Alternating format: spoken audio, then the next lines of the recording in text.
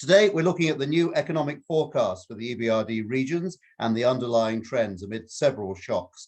These are very worrying times for both those regions and many advanced economies. In my lifetime, we probably have to go back to the energy shocks of the 1970s for a parallel. Russia is escalating its war on Ukraine. The conflict's economic cost is growing too. This winter promises to be tough for many, even in advanced economies.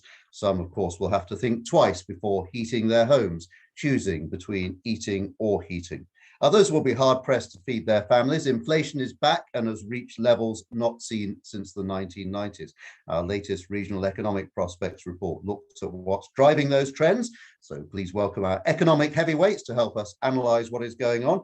Beata Javorcik is the EBRD Chief Economist and Professor of Economics at the University of Oxford. Heike Harmgart is the Managing Director for the Southern and Eastern Mediterranean region here at the EBRD.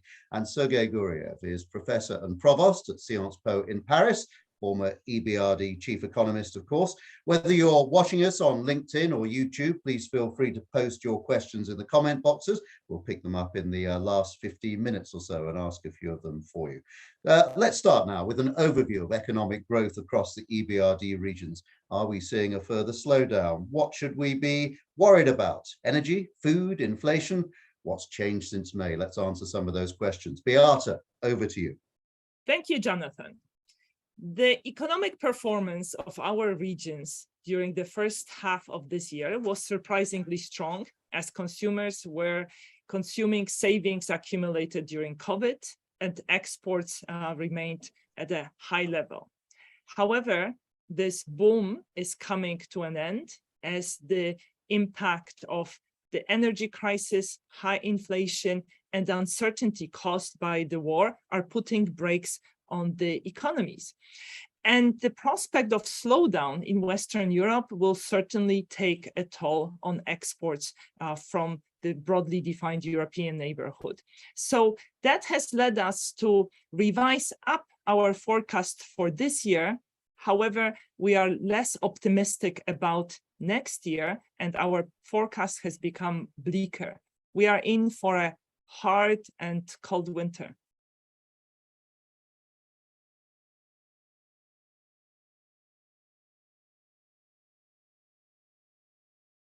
Yeah, that certainly sounds very worrying, Beata. Sergei, perhaps I could turn to you. What about Russia and Ukraine? Indeed, Jonathan, Russia and Ukraine stand out in this report, which I highly recommend to read. Everybody should read this report. It's a rich report talking not only about Russia and Ukraine, but of course, the most important event of this year is Russia's war on Ukraine, which triggered many of those crises you mentioned, Jonathan and Beata. And basically, as you can see, EBRD lowered the forecast for 2020 recession in Russia, but actually suggested that this recession will continue well into 2023. On Ukraine, EBRD kept the same forecast for 2022, minus 30%, which is a huge fall. EBRD cites high levels of uncertainty, and it's hard to disagree with that. This is unprecedented time. It's very hard to imagine how a country can still function, but it does, with a budget deficit of something like $5 billion per month, which adds up to, over the year, adds up to about half of its annual GDP, or maybe 30% of its annual GDP, again, depending on how you count exchange rates and things like that. The recovery forecast in 2023 is actually now decreased by EBRD economists in their forecast. So situation is difficult in both of these countries, but as Leo Tolstoy would say, all unhappy families are unhappy in each own way. And of course, in Russia, the situation is difficult because of huge sanctions. In Ukraine, the situation is difficult because of Russia's aggression. By estimates of Kyiv School of Economics, about $120 billion of Ukrainian infrastructure, residential housing, productive firms, productive capital have been destroyed directly by Russian aggression. And that is equivalent roughly to 1 year GDP of Ukraine. This is a huge, huge shock. When we talk about post-war reconstruction of Ukraine, we are talking about much bigger amounts because the war is still continuing. There is a huge loss of human capital. And so Ukrainian government is talking about $750 billion of needs for post-war reconstruction. Our estimates are a bit, when I say our, that is a team of Western Ukrainian economists, including a few former chief economists of IMF and 2 Ukrainian economists, president of Kyiv School of Economics, Timofey Milovanov, and Berkeley professor Yuri Gorodnichenko. Our estimates are more modest, but still we're in the range of several $100 billion. So the situation in Ukraine is difficult, and it's hard to disagree with EBRD's forecast that it's the decline in GDP this year is catastrophic, and then this uncertainty is very high. On Russia broke the world record in terms of number of sanctions. Russia's well ahead of Iran now. Iran has been working on this for decades. Russia has achieved that within a year. And these sanctions have an impact. They already have a huge impact, but they will have even more impact next year because the real sanctions, the oil embargo, will kick in December, January, and February. Also, G7 countries and EU announced that they will enforce oil price cap, therefore hitting the major source of fiscal revenues and hard currency for Russia. And so next year will be actually much more difficult for Russia, even compared to this year in many, many dimensions. But already now Russia is running a large fiscal deficit. So it's not surprising that Mr. Putin has decided switching from paying soldiers to recruiting soldiers for free, announcing partial mobilization a week ago. So situation is difficult in both countries, but for very, very different reasons. Thank you. Thank you, Sergei.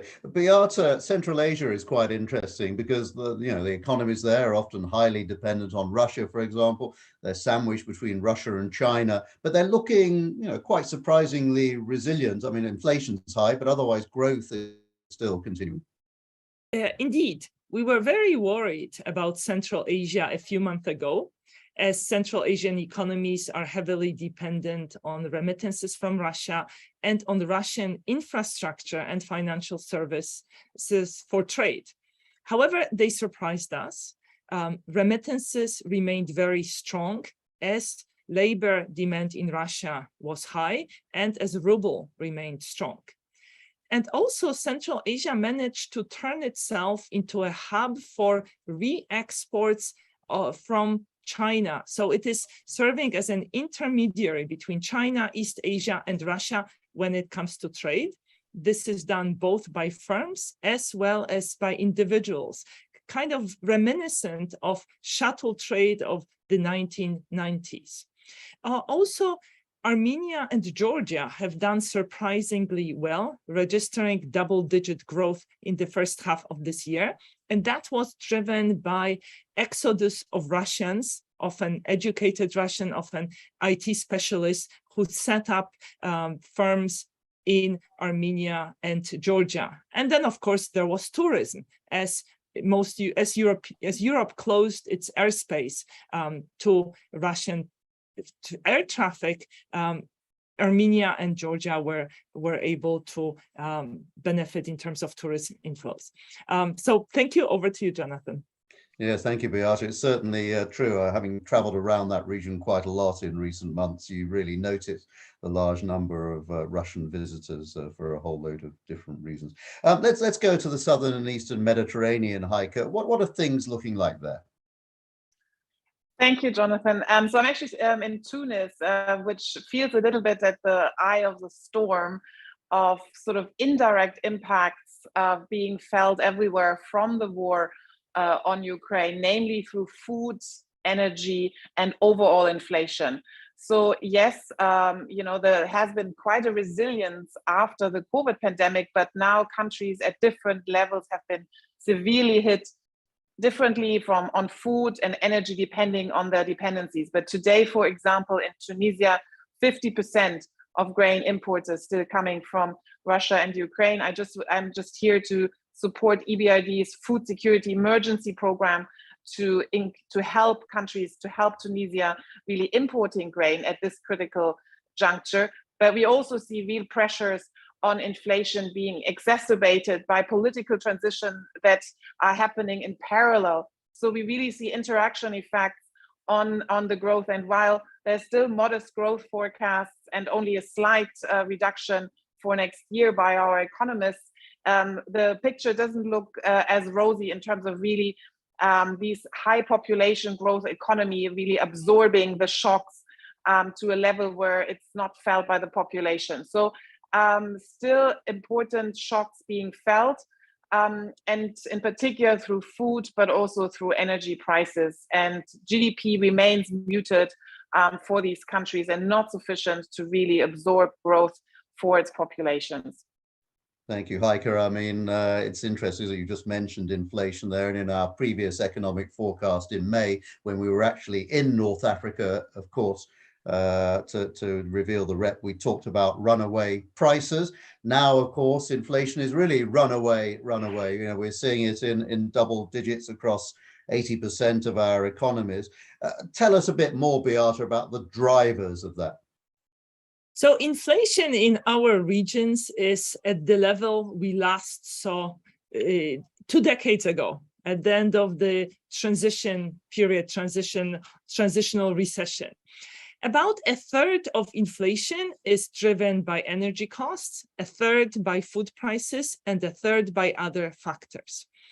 And the worrying part is that inflation does not seem to have peaked yet. In many countries, high energy costs have not translated yet into prices, retail prices paid by households. And that means that when government programs that are helping out to keep these prices low are gone, if energy prices remain high for a while, this will have to happen. So inflation will increase. I'm also not very optimistic about food prices going down. If you look at the futures markets, they are expecting food prices to be higher in December 2023 than they are today. And finally, we see that producer costs have increased in pretty much all of our countries of operations faster than consumer inflation. And this suggests that firms have not passed yet all this increase in cost onto the retail prices. So more inflation is to come, unfortunately. Over to you, Jonathan. Yes, thank you, Beata. And Sergei, when you look at the Russian economy and inflation, what do you see? Because it hasn't always been as predicted in recent months, has it? You know, it's been an interesting story.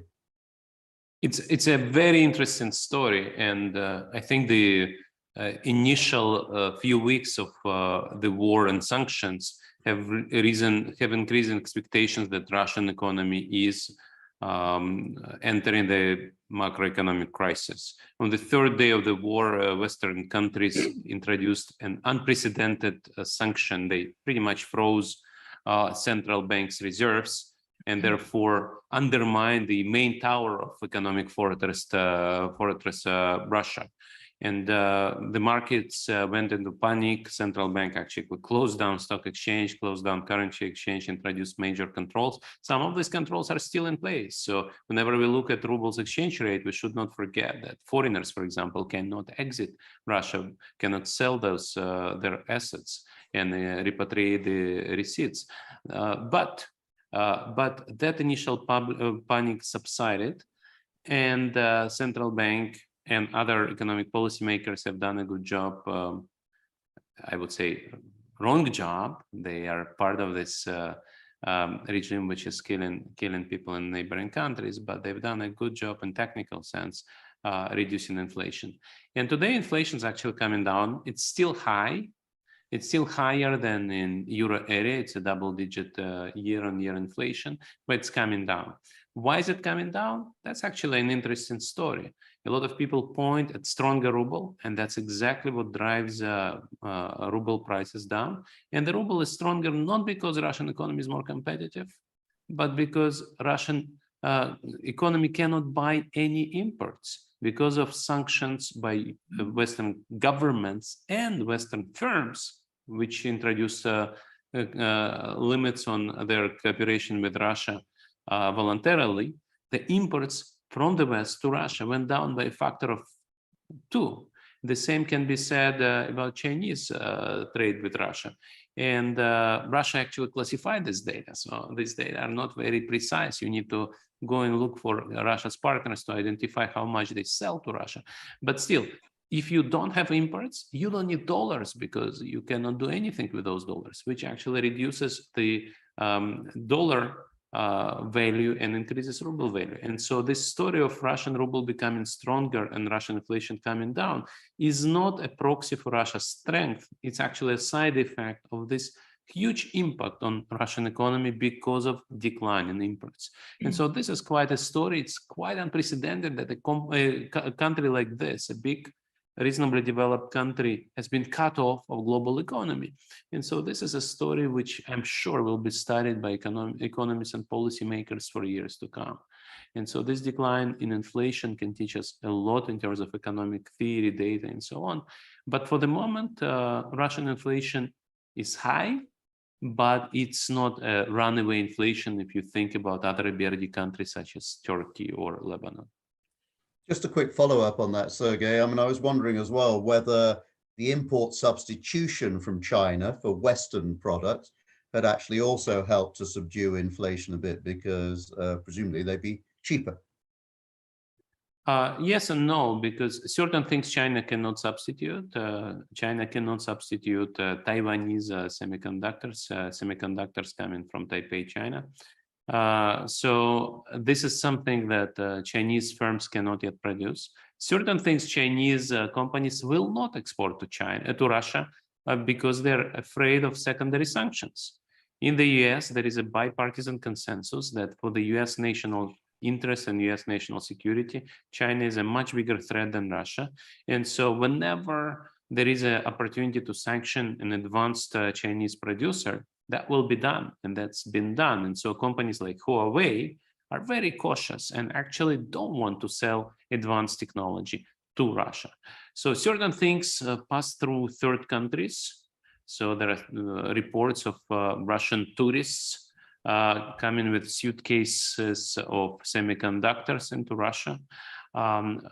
We see, interestingly, there is an EBRD country, Turkey, which does has an increase in the trade with Russia, despite all other countries having a decline in trade with Russia. We see sometimes that, for example, Italy doesn't trade with Russia as much as it did, but it trades more with Turkey, and Turkey trades more with Russia. So all kinds of stories like this circulate, but still, this is not contributing to inflation. This is contributing to lower inflation. This is contributing to higher inflation, because all these costs of building up those all these parallel imports routes, this is costly, and that contributes to disadvantage of Russian economy. So sanctions, even if you circumvent them, the circumvention is costly and contributes to inflation. But most importantly, Russia is cut off technological frontier, be it in the US or China. We see that Russian government now officially goes to Iran to buy Iranian military technology. And unofficially, we see leaks from US intelligence services, which says Russia is now buying North Korean military technology, which, as you can imagine, is a huge humiliation to Russian defense complex. But overall, no, sanctions don't help to fight inflation because of import substitution. Okay. And Heike, you mentioned inflation briefly a few minutes ago. I mean, I guess in your region, in the SEMED, Southern and Eastern Mediterranean region, we all know inflation is not just an economic danger, it's a political danger, isn't it? So we've seen that in the past, that what high food prices, for example, can trigger. No, absolutely, Jonathan. And maybe coming back to Beata's statistic on the contributors to inflation, I think in the SEMED region, food inflation is actually probably even more than a third of the drivers of inflation. So food is really at the center of inflation, in particular, maybe also because energy, there has been more in the wake of renewable energy generation of domestically generated electricity, but food is really the core.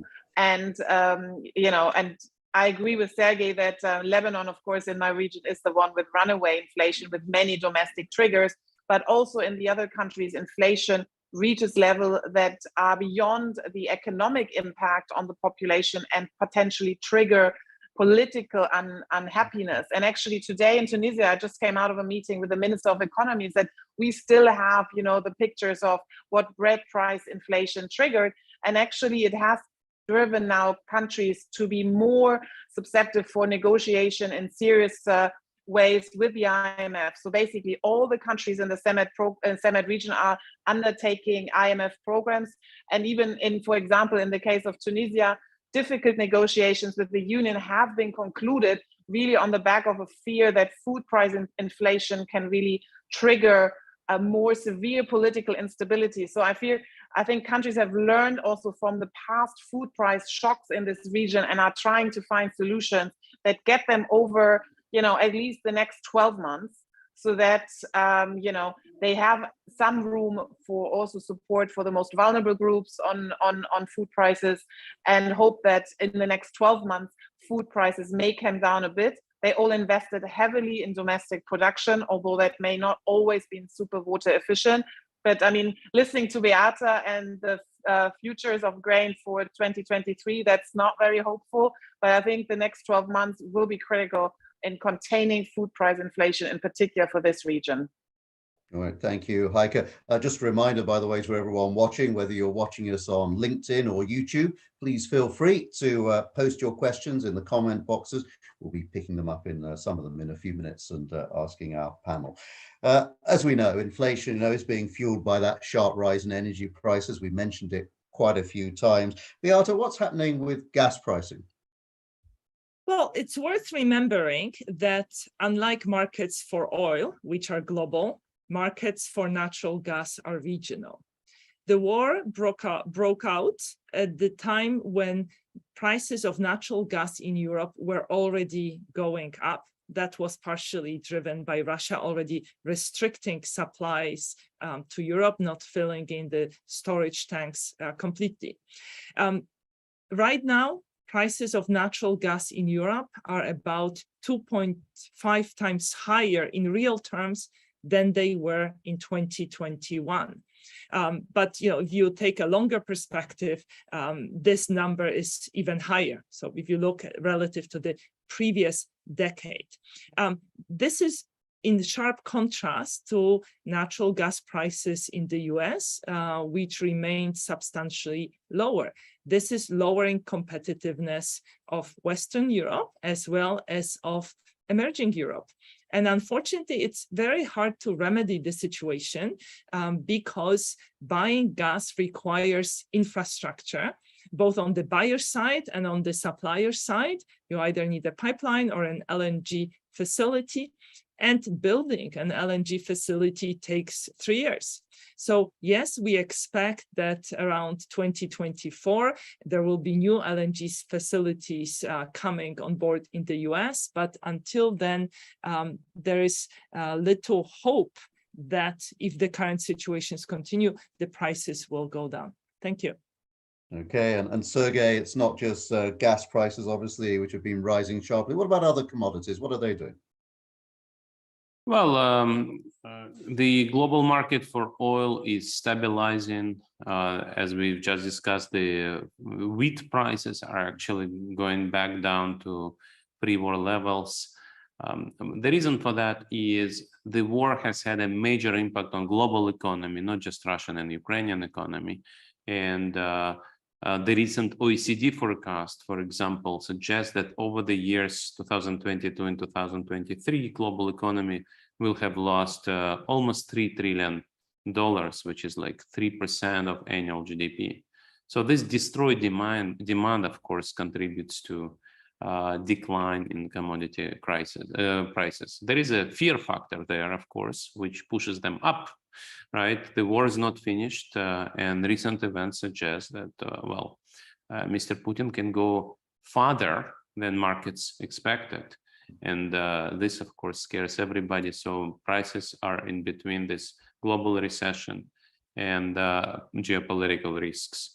And once we were on the subject of gas prices, we are on September 28. Yesterday, we had explosions in the pipelines. It's something that never happened. And again, it's something that it's impossible to to forecast, and that suggests that there may be new things which we are going to see soon, which will contribute to higher prices. But at the moment, I would say that unfortunately, for the wrong reasons, for the bad reasons, commodity prices are at moderate levels. Okay, I mean, except for gas. You brought us back to gas, Sergei, as you say, and it shows just how important in all of these scenarios gas is. It still remains, of course, in high demand across EBRD regions. Beata, how do you see the dependency of EBRD countries on Russian gas?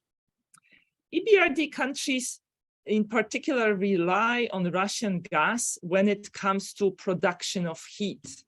Even though over time, as you can see in this graph, this reliance on natural gas for heat production has gone down as renewables and nuclear energy plays a greater role.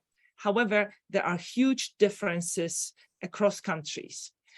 So in North Macedonia, in Moldova, in Hungary, in Ukraine, in Serbia, gas accounts for about 3/4 of source of derived heat. And that is very problematic given the scarce supply of natural gas. Gas matters less for electricity production. It matters somewhat for industry. There are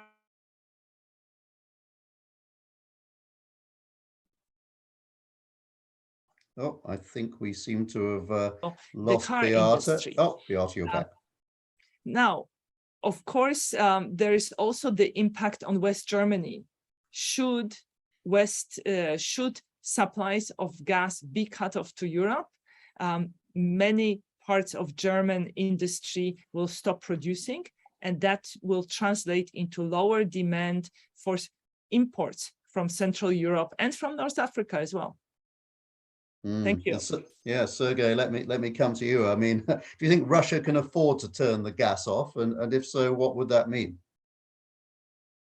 Yes and no. We can see that when Russia started to play those games with Nord Stream 1 in July, Russia had a huge budget deficit in July 2022, and it probably forced Russia to cut fiscal spending in August. So instead of July deficit of 8% of GDP, the August deficit was 3% of GDP. And probably that forced Russia to rethink its military strategy. Instead of trying to use the petrodollars, the gas revenues to recruit soldiers to pay them, Russian government just announced what they call partial mobilization, when they just grab people and send them to Ukraine for free. And so whether that means that they can afford not having oil and gas revenue, or they can, because this mobilization is definitely unpopular, and that's why it was so much delayed. But I think of course, Putin's strategy, Putin's plan is to blackmail Europe during this very difficult winter, but it comes at a huge cost to Russian budget and to Russian political situation, because the war used to be a special military operation that majority of Russians could watch on the screens. Today, it comes for every Russian man of draftable age. So this is going to be difficult for Mr. Putin. Now, the real shock will come later. As I mentioned, oil price cap, oil embargo, that's coming in 2 months, and that will be a real test. Why? Because last year, even though, as Beata correctly mentioned, gas prices were already high last year. But if you look at the revenues from exporting oil and exporting gas, oil revenues were 3 times more important for Russian budget. And so that's the oil which matters even more than the gas for Russian budget, for Putin's ability to continue this war. And I think the Western governments are doing a great job targeting oil 2 months from now. All right, and let's stick with that thought on Western governments, Beata. I mean, countries like France, Germany, the UK, certainly all feeling the impact of those high energy prices. Where do you think this leaves the green transition? Because we're hearing for example, more and more fossil fuel capacity being used. We're hearing coal increasingly important, for example, in some countries. It doesn't look good, does it? Well, actually, it looks reasonably good. I mean, in the short run, there will be a setback for the green transition as coal is relatively cheaper than natural gas, and as the shortages of natural gas make countries turn towards coal. However, we've also seen greater resolve of Western governments to invest in renewables, to make such investments simpler in terms of procedures, permits. So if anything, I would think that the current crisis has intensified the commitment and the resolve to push green transition through. Thank you. Okay, and Heike, we talked a bit about food earlier. I think we can see a bit of a chart, can't we, to show just a bit more detail about what is going on in the southern and eastern Mediterranean.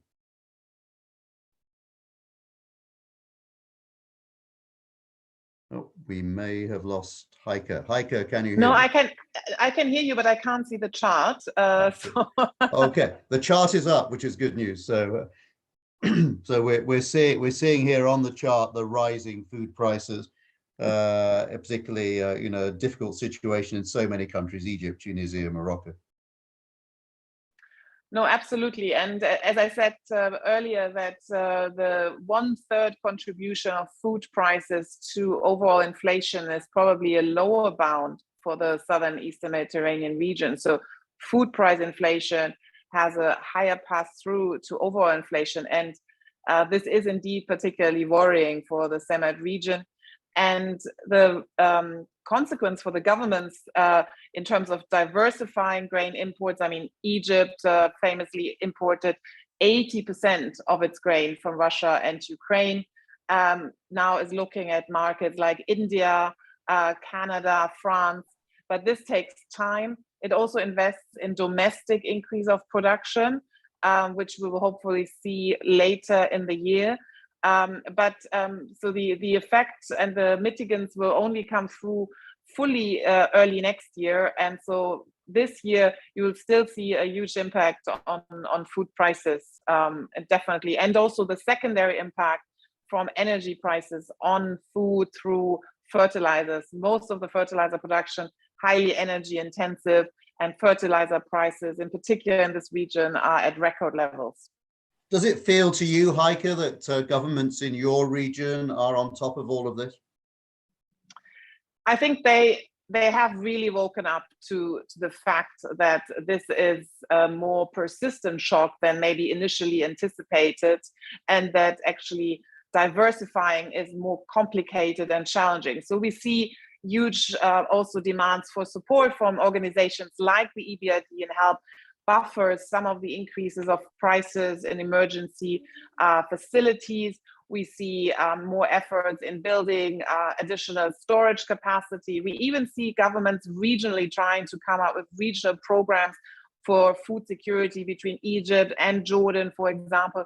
So I think governments, while maybe initially being underestimating the effects on that region a little bit, have now fully focused on this, and in particular also seeing the impact on energy prices on food and what can be done. So we see also huge programs on renewables being looked at, in particular in conjunctions with water for agriculture, but also water for the consumption. So I think that's the top priority on most governments' minds at the moment. And Beata, when you look more widely at what governments are doing across EBRD countries, does it look as though they're doing enough to control the impact of all of this? Well, in some cases, they are doing more than they should, right? So what they should be doing is helping households which are energy insecure, helping poorer households who spend a higher chunk of their income on necessities such as food and energy. So means-tested transfers to the poorest would be the optimal policy. But instead, we see governments helping everyone. We see governments lowering VAT rates to zero. And that's not only very costly to government coffers, it also does not create an incentive for richer households to save electricity, to save on heating. So by breaking this link between prices and costs of energy, we are making green transition slower, because we should be letting these price signals do their work. And, you know, it's countries in our region, as well as some advanced economies, that are guilty of that because they are worried about political fallout. Thank you. Can I stay with you, Beata, and look at savings? Because, you know, we know huge amounts of personal savings were built up in some countries during the pandemic. How does that play into all of this? What is the state of personal finances in many of our countries? So there are two interesting trends there. So on the one hand, we see savings going down as households are spending savings accumulated during COVID. On the other hand, we also see households struggling with mortgage payments as interest rates are going up. In many countries, a vast majority of mortgages have variable interest rates, which suddenly makes payments skyrocket. And, you know, the counterpart of these savings being run down is the current account deficit. If a country consumes more than it saves, it needs to borrow, and it borrows from abroad.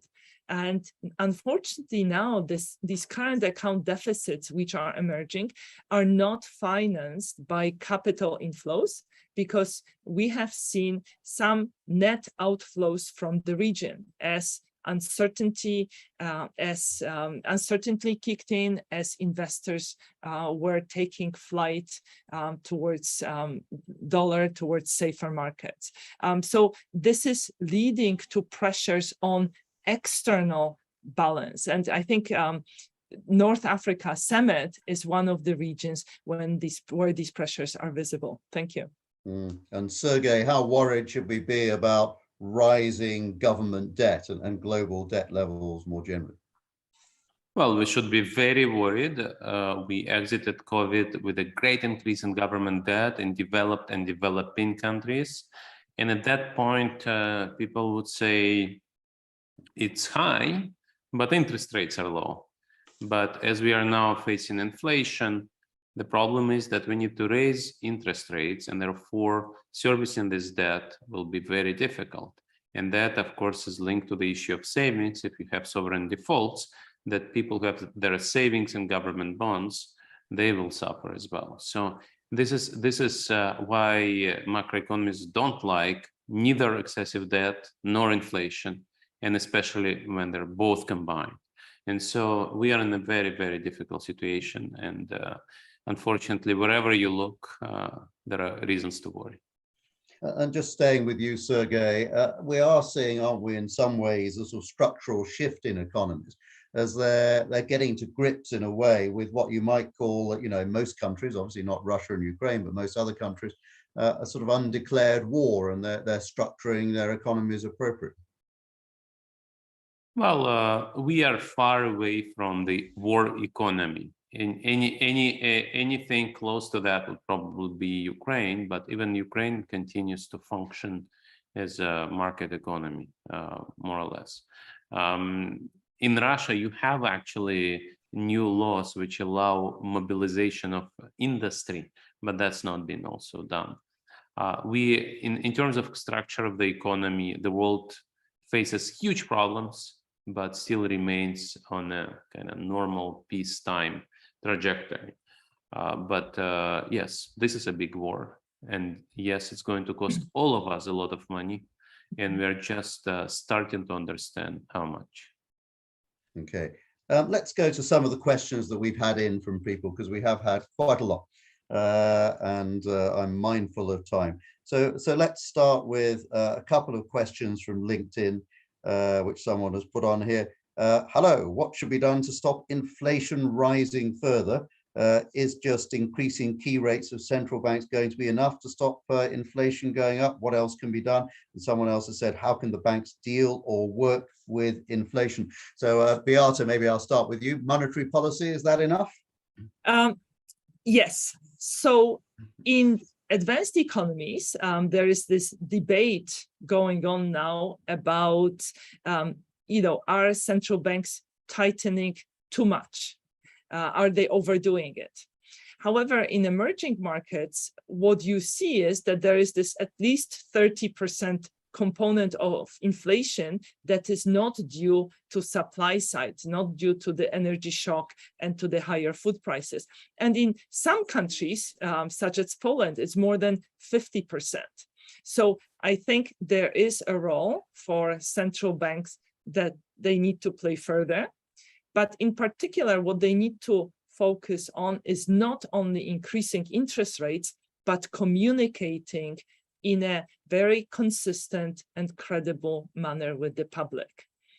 Because in emerging markets, a large segment of the population remembers 1990s, remembers hyperinflation, people are much quicker to increase their inflationary expectations. And once these inflationary expectations get completely detached from the inflation target, it will become even more costly to fight inflation. So I cannot overstate the importance of good, credible communications, of showing that central bank actions are independent from the government wishes. Thank you. That would be good, yes. Sergei, what do you think needs to be done? Well, I'm still into macroeconomic orthodoxy about interest rates policies, but one source of inflation which started before the war is supply chain disruptions, which to a great extent are driven by zero COVID policy in China. These are now being improved, and I hope we'll see major changes in that direction, and that will help things. We already see that cost of transportation of goods, the cost of container transportation is coming down. So I remain optimistic here. But indeed, inflation is a monetary problem, and it has a monetary solution, which is monetary policy by central banks. Yeah, absolutely. And Heike, interestingly enough, in the SEMED region, sometimes in the past, of course, we've seen price controls as one way of dealing with inflation on some things. Yes, in some of the countries, in particular, sort of essential goods, price controls were used not very effectively. But we also have to remember that sort of the path-through of monetary policy is less than perfect in some of the emerging markets, and we have also constraints on exchange rates. A number of exchange rates are pegged. Central banks are only slowly moving to inflation targets. So the monetary instruments are less effective. And also maybe highlighting another point that Beata mentioned, the communication around monetary policy instruments is also less effective than maybe in advanced economies. So the set of instruments are more limited, and also more challenging. Monetary policies around exchange rate pegs in a number of the countries are also adding to this challenge. So I actually think, in addition on work on competitiveness and some of these supply chain disruptions that Sergei was mentioning, are also an important way for particular North African and Middle Eastern countries to help make sort of a particular goods import more efficient and reduce frictions around importing and regional value chains. So because monetary policy, unfortunately, is not as efficient as it could be and as it is in advanced economies. No, that's true. Let me look at another aspect of this, Beata. We've had a question on LinkedIn. Could you please comment on the quantitative impact of migration on your forecast? For example, Poland took the biggest wave from Ukraine. Obviously, this questioner is talking about the country's population increased by around 10% within a few months. That's unprecedented in its history in terms of demand for housing, food, social support, partially increasing the labor supply, of course. Some other countries are in a similar situation. So let me perhaps take the case of Poland, which I know the best. So more than 3 million refugees registered at some point in Poland. At the moment, I understand that 1.2 million are still there. Out of that, 440,000 have been absorbed by the labor market. They have found jobs. This is an incredible achievement if you consider that a large share of refugees are underage children, that most of them are women who, because of childcare, have limited ability to work. So that has been a huge success. And I hope that, you know, some of these refugees will go back when the situation in Ukraine improves, when the war ends. But even if many of them do not go back, they will serve as a bridge between Ukraine, Poland, Western Europe, EU, and they will, through these linkages, they will create new investments. They will bring investment, they will bring knowledge, they will bring new export opportunities to their country. Thank you.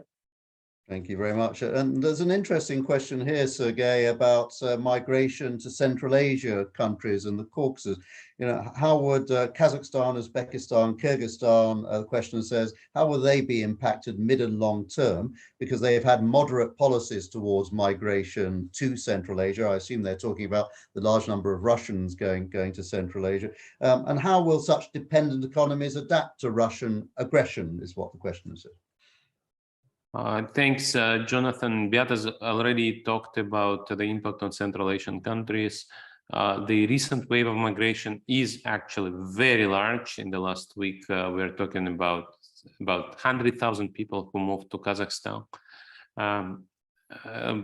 If you look at the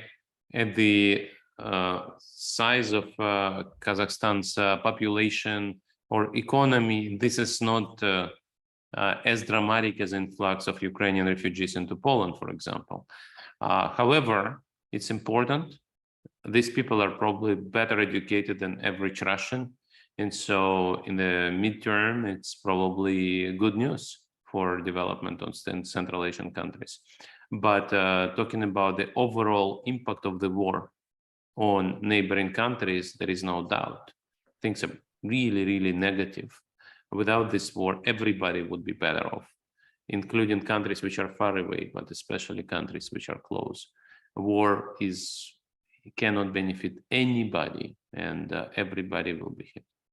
Yeah, I think that's a really good point for us to remember, isn't it, Sergei? You know, I mean, it is the general impact on all of this, which is really quite staggering if you think about what it means for pretty much the whole of the globe. Absolutely, and we are now at EBRD. EBRD, like other multilateral development banks, think very hard how to leverage their resources, which are limited, to help address the global problems, including global poverty, including climate change. We are talking about sustainable development goals. We are talking about how much we need to invest in that. And this war is destroying this investment at a staggering speed. And so that I feel quite personal as a person who worked at the EBRD, that a lot of my efforts have been just canceled tenfold by Mr. Putin, not even speaking about a huge humanitarian tragedy in Ukraine. No, it's certainly true. Thank you, Sergei. A question that's come in on LinkedIn. It's a good general economics question. Do you think that trying to enhance production and to increase the supply of goods is a good tool to decrease or even control inflation worldwide? Beata. I don't think our problem is insufficient supply of goods. I think thanks to trade, right, we have benefited greatly from access to a large amount of goods produced very cheaply by China. So I don't think that's where the problem lies. I think the problem was seen in shipping disruptions. Sergei mentioned in zero COVID policy in China, but actually these disruptions were not limited only to China. We did a survey of importers and exporters over the summer, and 50% of firms in our regions reported experiencing disruptions not connected to China. Now, what we see also happening is global value chains are being reconfigured. And they are being reconfigured in order to increase their resilience. And it would seem natural that some of our countries of operation would benefit from this reconfiguration. But the process is being slowed down by the war because nobody invests in times of uncertainty. And in particular, nobody wants to invest in countries that are very close to the war. Thank you. And Heike, if we look at the SEMED region on this question, it's an interesting one, isn't it? Because certainly for many years, there's been a question about whether domestic production in that region is as strong as it should be. And there is a sort of over-reliance sometimes on imports. Indeed, and there is sort of different efforts in terms of integrating into regional or global value chains, in particular in the sort of, some countries have been quite successful. So if you look at Morocco, automotive industry is very integrated into the French automotive industry. Tunisia, also some successes there. Egypt a little bit in terms of industrial integration into some sub-Saharan African countries. But I think that's sort of smaller examples here and there, maybe with a big success in Morocco. But maybe one thing also that we haven't really mentioned is that some of the North African countries that actually have some gas reserves are now also looking to actually accelerate the green transition to integrate the gas exports to Europe a bit more. And on the back of higher intensity of renewables will also hopefully make some green value chains more competitive. So I think for the medium term, we can also see that higher density of renewables and more ambitious targets for solar and wind on the back of being able to sell gas to Europe will allow the integration potentially of more green value chains and green industrial production. We're talking to some clients on green aluminium productions in the future. So there is also some shifts in the industrial production in these countries towards more, the most prominent, of course, in green hydrogen, green value chains. Okay, thank you. Sergei, a question on LinkedIn. How long will the ruble stay strong for? Well, let's see what happens after December, after embargo kicks in and after oil price cap is introduced. And that is going to be the big test for the ruble. So I think my money is on, if this embargo is really enforced, my money is on weaker ruble after that. Okay, and actually we'll stay with you. This one you will like, a question on YouTube. How should Ukraine's post-war reconstruction be financed? You've written quite extensively on this, but just give us some headlines, not the whole paper. Right, so one source of money is, of course, Russia's frozen assets. So Ukraine will sue Russia. It will probably win the case. And a court-martial will come to Russia and say, you have to pay. Russia will say, no, we will never pay that.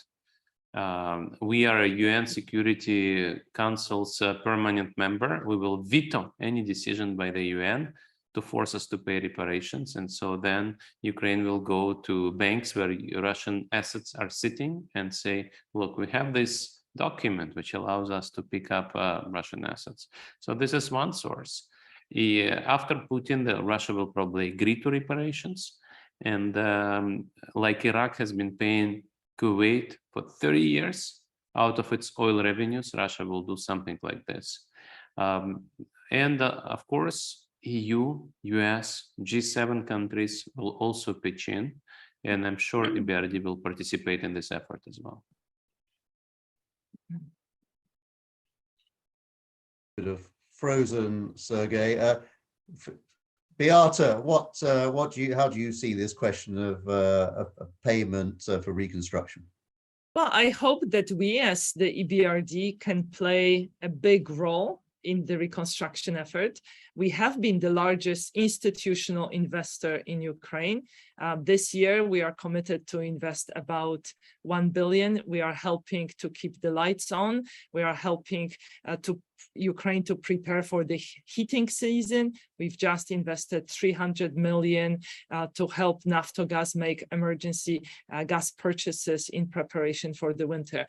So I hope we will continue to play an important role in cooperation with all the other partners that Sergei has mentioned. Thank you. Yeah, and just sticking with this question around Russia and Ukraine on LinkedIn. Thank you very much for the very interesting coverage so far. You're welcome. My question would be, Gazprom has had record revenues in recent months due to high gas prices. To what extent do those higher revenues allow for the Russian budget to waive future gas exports to the EU? It's an interesting question, isn't it, Sergei? In effect, you know, pumping less but earning more. What does that mean? That's been the case recently, in the sense that gas prices went up so much that they actually more than compensated for the reduced flow of cubic meters. But as of yesterday, that's history, because Nord Stream 1, Nord Stream 2 are no longer functioning. And in that sense, this is something that is just a theoretical conversation. And Beata, I mean, that will raise questions, won't it, about the budget situation in Russia in future? Yes, but if you look at the foregone revenue, you know, if Russia were to stop gas exports to Europe, they would forego revenue of less than 1% of GDP. So this would hurt, but it wouldn't be devastating. Thank you. Okay, interesting. Listen, I think let's leave it there. It is clearly going to be a very interesting and very, very challenging few months. And, you know, we will be coming back to this question of the forecasts, of course, at various points in the months ahead. I'd like to thank you all very much. Heike in Tunisia, Beata in London, Sergei in Paris. Thank you to all of you, of course, for being with us. Our latest economic forecasts are available on the EBRD website, ebrd.com. And if you enjoyed this conversation, subscribe to our podcast, Fearonomics, where we discuss this and a lot more. You can download it on iTunes, and reviewing and rating it, of course, will help others to find us. See you next time. Goodbye. Thank you very much. Thank you. Thank you.